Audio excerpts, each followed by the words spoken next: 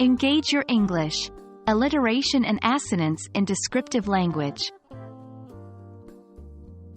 Hello everyone, and welcome back to another session of Engage Your English.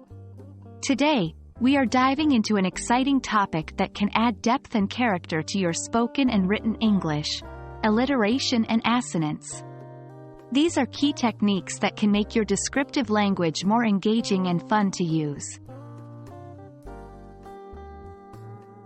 Alliteration and assonance are poetic devices that play with sound to create interesting and memorable expressions. Alliteration occurs when the same consonant sound is repeated at the start of nearby words. For example, she sells seashells by the seashore. On the other hand, assonance involves the repetition of vowel sounds in close proximity, regardless of the starting consonant. An example is, hear the mellow wedding bells. Alliteration and assonance add rhythm and musicality to your speech and writing, making your descriptions more engaging and memorable.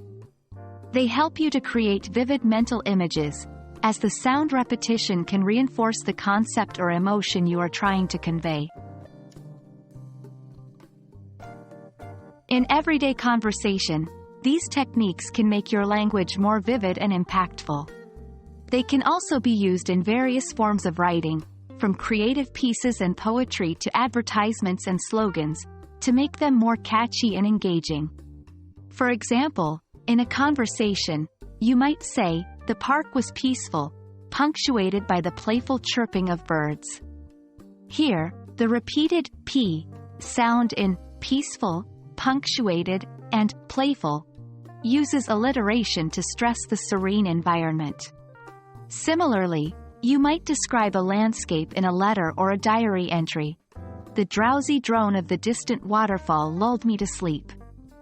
The repetition of the O sound in drowsy, drone, and distant creates assonance, enhancing the sleepy, relaxed mood. So, there you have it, a brief introduction to the fascinating world of alliteration and assonance. We hope that understanding these techniques and knowing how to apply them will help you make your English more descriptive and engaging. Keep practicing, and remember, the best way to learn is to experiment with your language. Happy learning, and see you in our next session.